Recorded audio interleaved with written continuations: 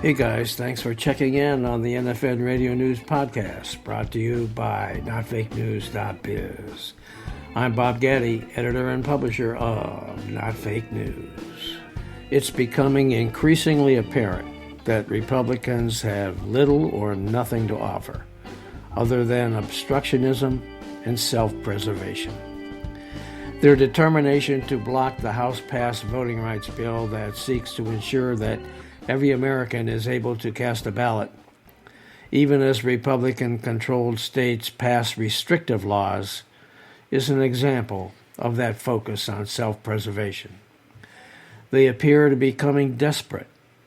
The more success President Biden has, and the better he is received by the American people, the more they resort to all manner of lies and deflection. The run-up to Biden's address to Congress April 28 is a great example, and then the aftermath even more so. And then today it was reported by CBS News that 89% of speech watchers thought he was presidential, and the same number said he was caring. 84% said he was inspiring, and 80% said he was bold. And overall, 85% of Americans who watched approved of his speech, while only 15% disapproved. Meanwhile, Americans have more money in their pockets because of Biden, and they're beginning to emerge from the scourge of the pandemic, and much more has been promised. With that in mind, it's no wonder Republicans are running scared. Take a listen to Biden Goes Big. Republicans Act Like Toddlers from notfakenews.biz.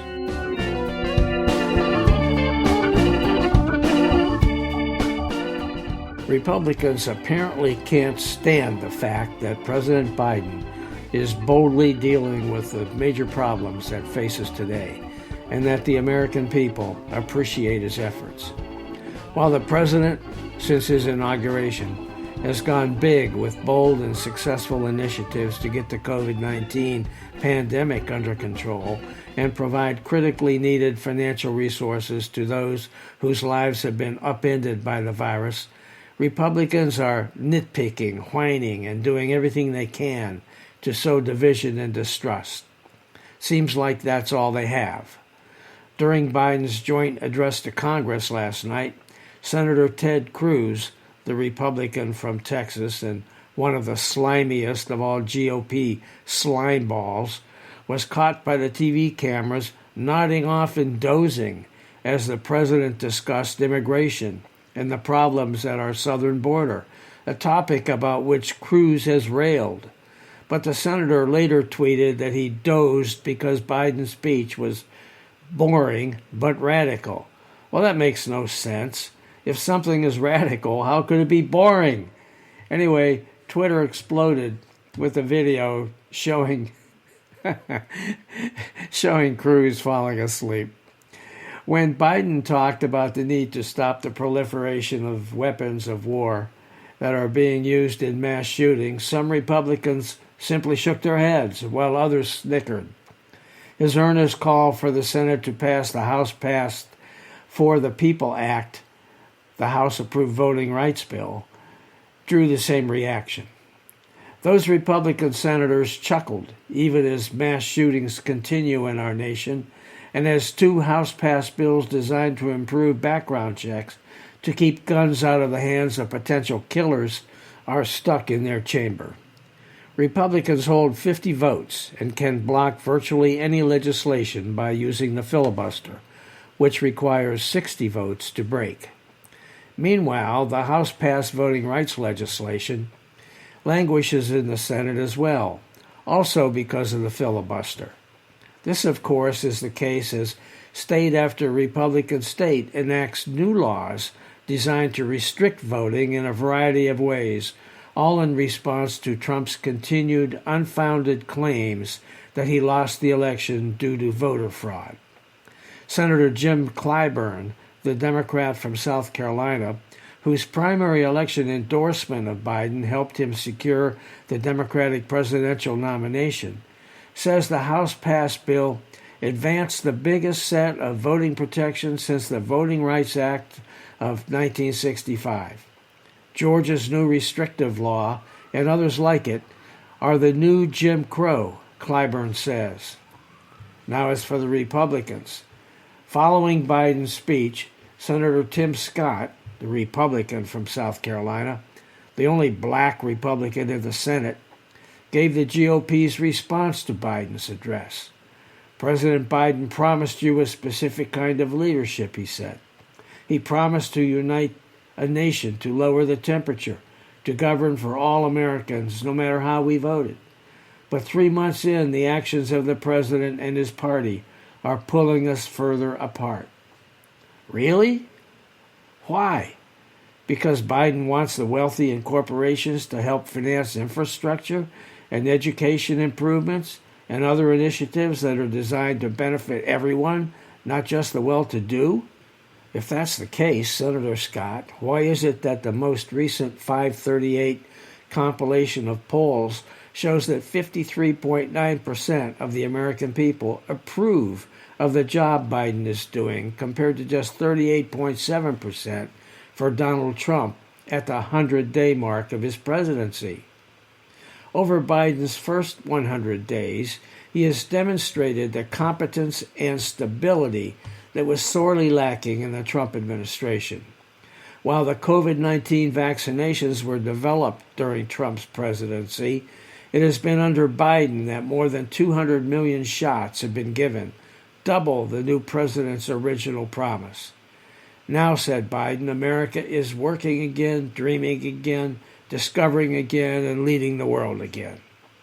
And while the results of those efforts have generated renewed confidence among a majority of Americans, Republicans still look for every way possible to belittle Biden, Vice President Kamala Harris, and his administration, even if they have to make it up.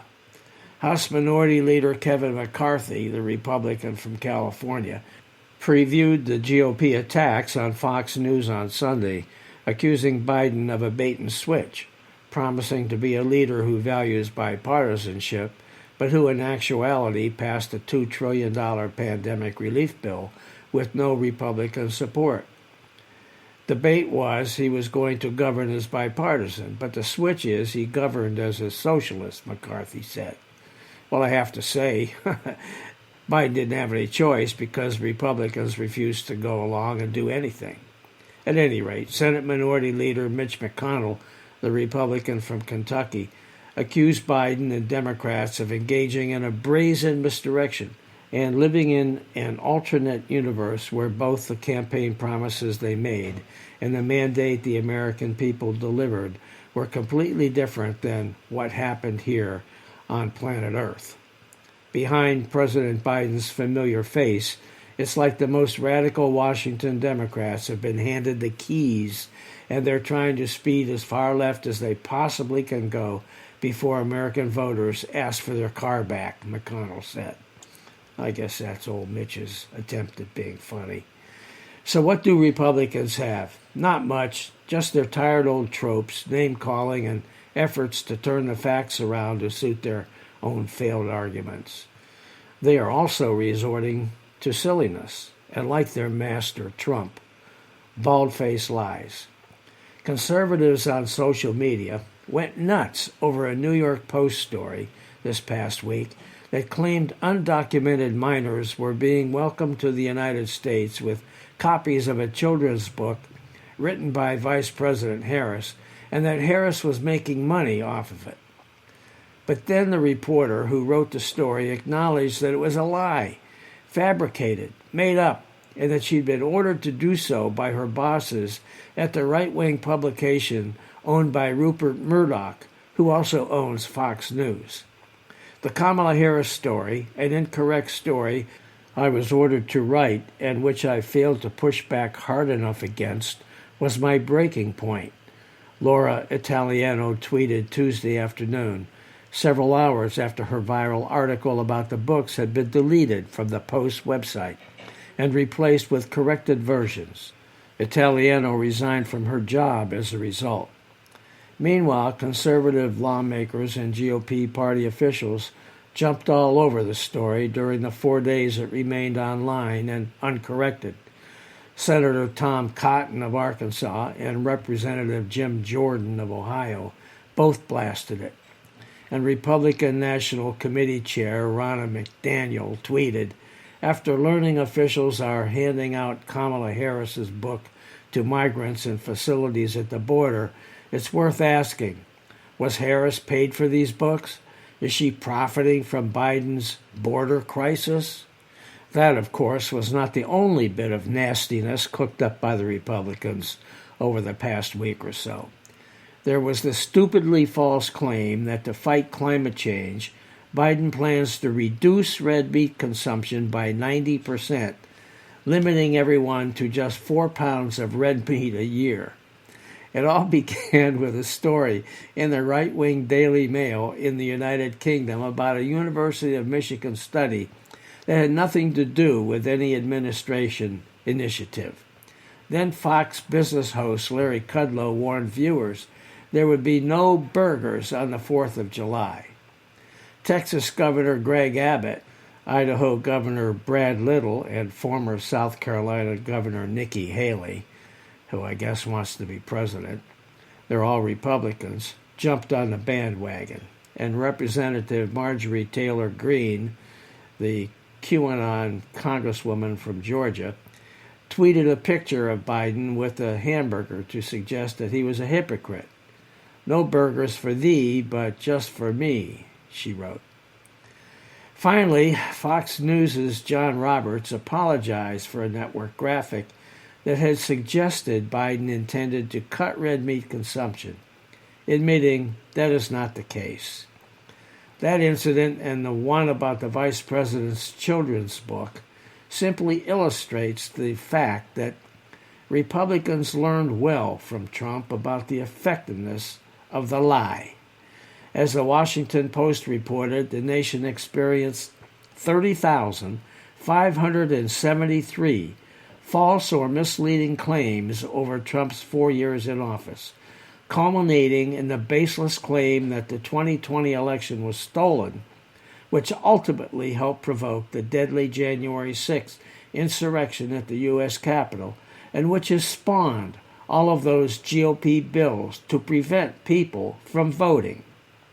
What else do the Republicans have these days?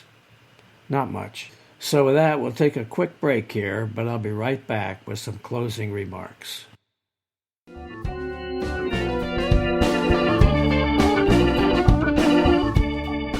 I don't know about you, but Biden has more than met my expectations. I feel our country is on the right track and that we finally have a leader who acts like a president and whose actions are in the best interest of the country rather than simply in promoting himself. So I hope you enjoyed this podcast, and I thank you for listening. It'd be great if you'd follow NFN Radio News so you don't miss an episode. And check out notfakenews.biz, where you'll find new material just about every day by some excellent writers with perspectives on a whole range of topics. You can sign up as a member at notfakenews.biz. And of course, it's all free. Also, let your friends know about this podcast and about notfakenews.biz.